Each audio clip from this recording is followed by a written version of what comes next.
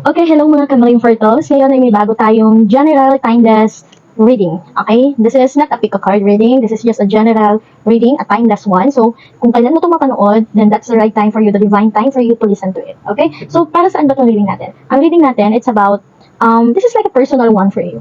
Bakit may mga taong ayaw kang umasenso sa buhay? Bakit may mga taong ayaw nilang nakikita kang maging masaya? Bakit may mga taong hadlang o may mga taong hindi natutuwa sa mga magagandang nangyayari sa buhay mo? Okay? In short, bakit hindi sila happy when you're happy? Bakit hindi sila masaya kapag masaya ka? Okay? So, ang reading natin ngayon ay sasagot sa tanong na, bakit hindi sila masaya kapag masaya ka? Okay, so this is your first card. The Hermit Mode. Okay. It's in reverse. Okay? Hindi sila masaya kapag masaya ka kasi di ba ang hermit, it's like parang tahimik. Pag sinabi kasi natin hermit mode, you are in your, hindi naman loneliness, hindi naman malungkot, pero actually it's like solitude. Yung parang bang, me time muna, parang ganon, yung parang hindi ka masyado nag-mingle with other people, you're so busy in your life lang talaga, ganon. So, hindi sila masaya kapag masaya ka.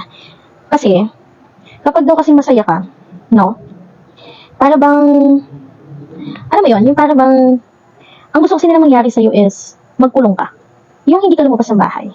Yun kasi ang gusto nila mangyari sa'yo. Gusto nila yung, hindi ka nila makita. Gusto nila yung, maging malungkot ka lang. Gusto nila yung tipong, nasan na si nandoon, nagkukulong sa bahay nila, hindi lumalabas.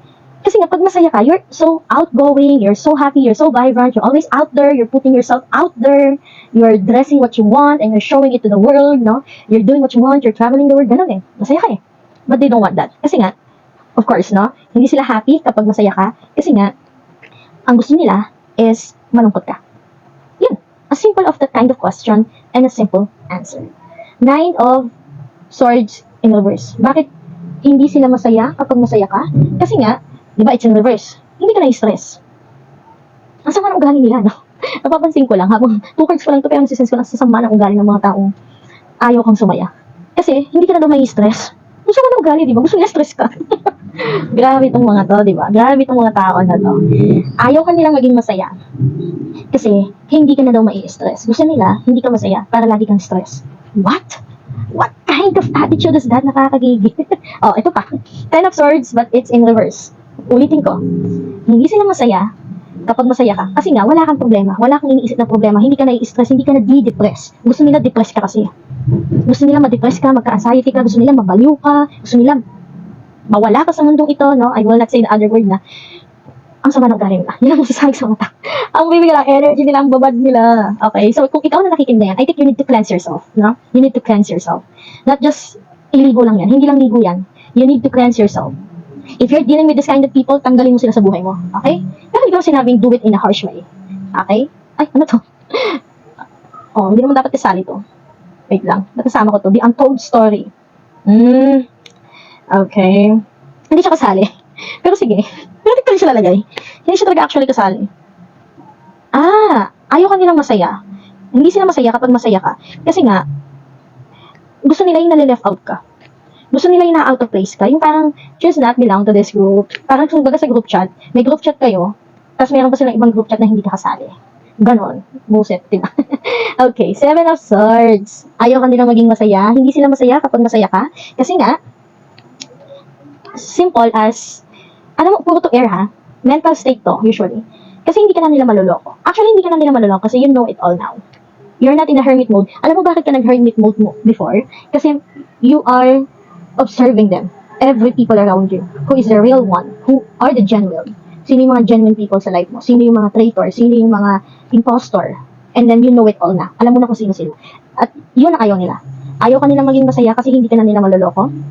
Ayaw ka nilang maging masaya or hindi sila masaya kapag masaya ka kasi feeling nila naagaw or inaagaw mo yung meron sila or magkakaroon sila. Kasi parang spotlight ka din. Okay, the attention is, you are the attention. Hindi yung it's the other way around. You are actually the attention. Wow, ang tapang mo na, isa ka bang air sign? So, 5 of Swords, wala, talo. Matalo mo sila. May dalawang tao sa buhay mo. At nakikita ko din dito sa 7 of Swords, may dalawa dito. Laging may dalawa, tapos may dalawa dito, tapos hawak mo na the rest. Hawak mo na ang git, no? Hawak mo na ngayon ang alas. So, nakikita ko dito,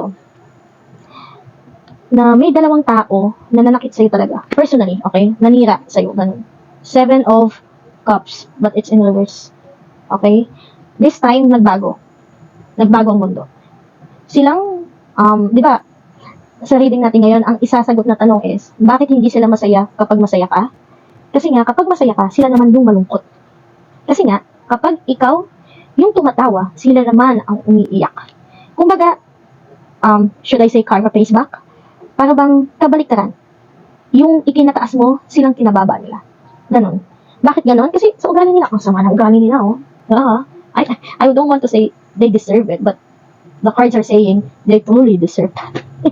Okay? 7 of Pentacles in reverse. So, sabi ko nga, ayaw nilang masaya. Kasi pag sinabi nating masaya ka, pwedeng masaya ka kasi finally you're now free. Free from what? Free from anxiety, depression, free from sickness, free from toxic people. Finally, nakalaya ka na doon. Finally, nakaiwas ka na doon. Finally, wala ka na sa sitwasyon na yun. Kaya masaya ka. Or pwede din naman masaya ka kasi nabibili mo na yung mga gusto mo, nagkapera ka na, yumaman ka na, gumanda ka na, sumeksi ka na, umugi ka, natapos mo na pag-aaral mo, and so on. Kasi dami reason para maging masaya.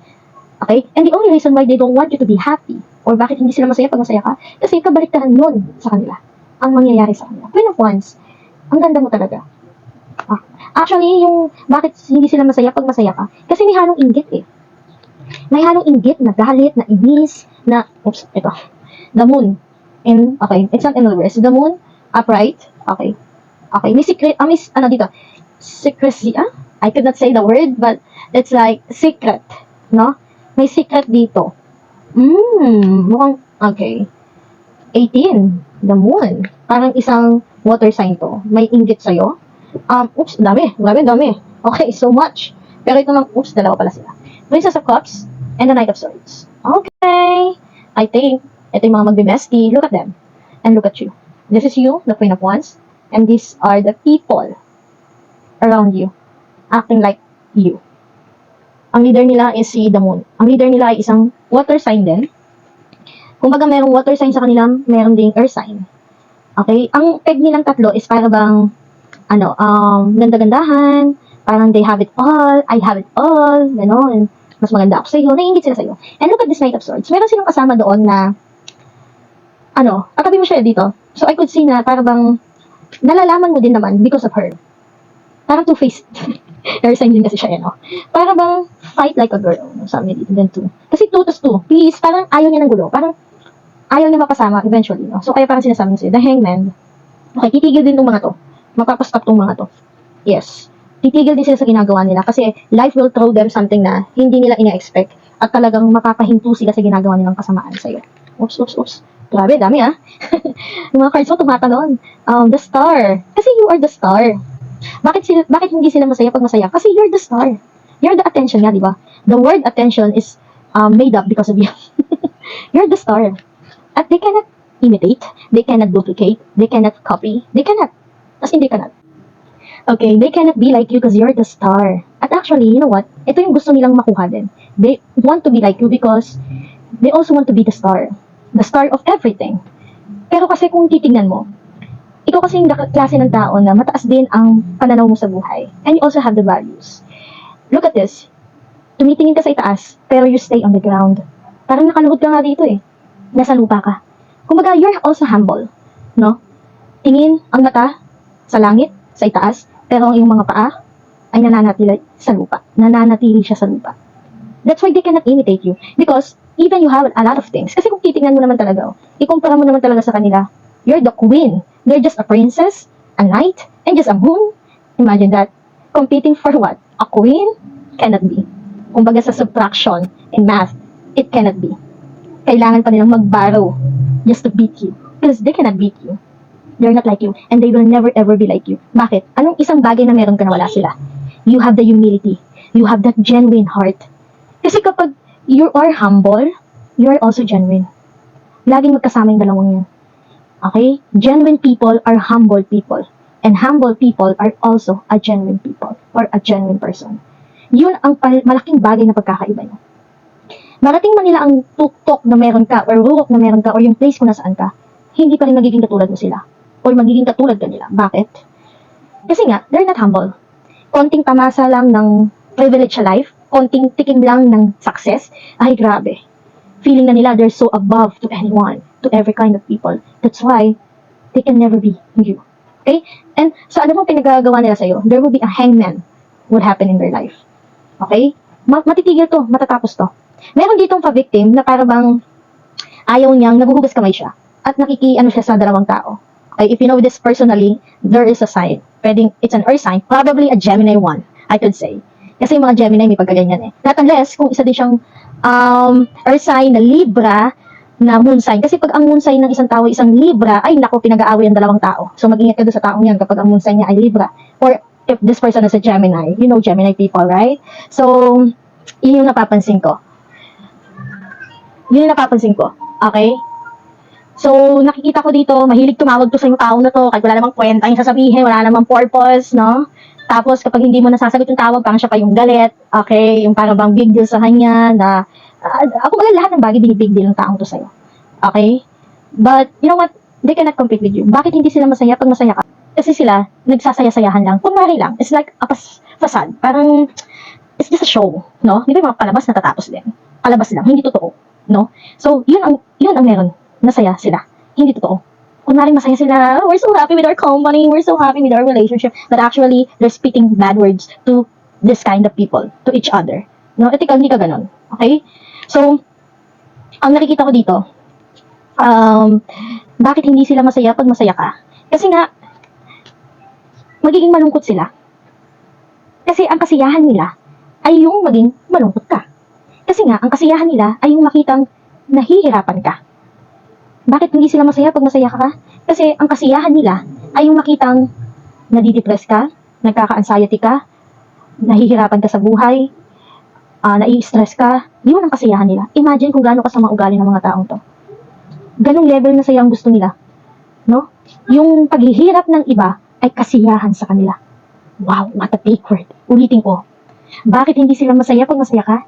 Dahil ang paghihirap mo ang kasiyahan nila. Kaya naman, pag hindi ka naghihirap, kapag ikaw ay masaya, ito ay siguradong kalungkutan ang dala sa kanila. Kasi ikaw yung pinapanood nila.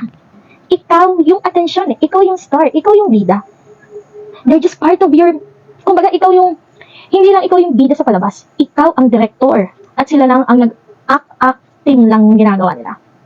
So, bakit hindi sila masaya pag masaya ka?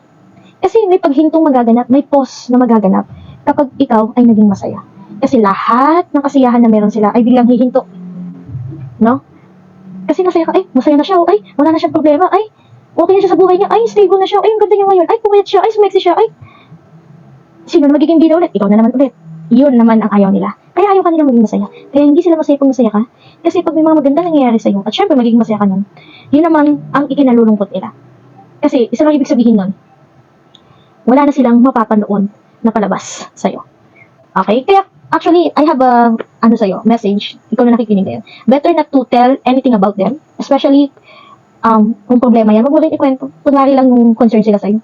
Arte-arte lang nila yun. Pero deep inside, tuwang-tuwa sila, tapos pinag-uusapan nila yun. Buti nga nangyari sa kanya yun. Ganon. So, better huwag mong ikwento sa kanila. Lalo na kung may mga magagandang mangyayari sa buhay mo. Or may mga magagandang nangyayari na sa'yo. Huwag mong ikwento. Huwag mong i-share. Bakit tinanong ka, oh, kumusta na yung, mga magkano na yung ganito mo? Kumusta na, uy, bakit, anong ginawa mo biglang ganito? Huwag mong seryosohin yung mga tanong nila. In short, huwag mo silang pansinin. Okay? Kasi, hindi na sila basta bitter. Masama ang ugali nila. As in, sobrang sama ng ugali nila. Kaya, kung ako sa'yo, lalayuan ko talaga yung mga taong to eh. Kasi bukod sa, ayaw ka na nilang maging masaya. Hindi pa sila natutuwa kapag may mga bagay nang nangyayari sa'yo. Feeling pa nila is, ikaw may kasalanan kung may mangyayaring hindi maganda sa buhay nila. Imagine that. Hindi nila maiisip na, baka nangyayaring masamang bagay na to sa akin kasi masama ang ugali ko. No? Hindi nila maiisip yun. Ang maiisip nila agad, kasi kasalanan niya. Kasalanan mo pa daw. No? Nakakatawa sila, no? Parang ewan. Kaya, if I were you, better not to deal with this kind of people. Yun na lang. Okay, so last card for you. Bakit hindi sila masaya pag masaya ka? Okay, the Hermit. Imagine, ikaw, the Hermit in reverse. Sila, the Hermit upright. So meaning, kung last year, or for a longest period of time, ikaw yung tahimik, nananahimik, ino-observe sila, ikaw yung nasa malungkot na space. Actually, hindi nga lungkot sa'yo, parang, it's like a recollection to you. Parang ino-observe yung mga tao kung sino yung mga tunay sa'yo. Pero sa kanila, there will be a hermit mode. Ano, di ba? Siguro itong mga tao itong hirap din magsalita, no? Parang ganun din sila magsalita. Yung hurt me? Bakit hurt me ang nasasabi ko? Hurt me. Dapat hermit, no? Yung hermit mode nila is like malungkot. Kaya hurt me. You hurt me. Wow. Bandang huli, ano ka pa nila, i-gaslight ka pa nila. You hurt me. You hurt my feelings, no? Pero it come back to them. Tama ba yung grammar ko? Basta, parang babalik sa kanila. Minsan mga grammar yung mga taong to, feeling Englishera din sila, no? Parang babalik din sa kanila. Hurt me? Not to hurt me. Parang feeling ko masasaktan sila. So, hindi sila masaya kapag masaya kasi nasasaktan sila kapag masaya ka. Feeling nila you are hurting them because you're happy. Imagine how selfish they are. So, that's your reading for today. No? Bakit nga ba hindi sila masaya pag masaya ka? Kasi nga, for them, if you're happy, they feel hurt. Okay? And kung ikaw, noon, ang nasa hermit mode, ngayon sila naman ang nasa hermit mode. So, meaning, it's your time to shine. Okay?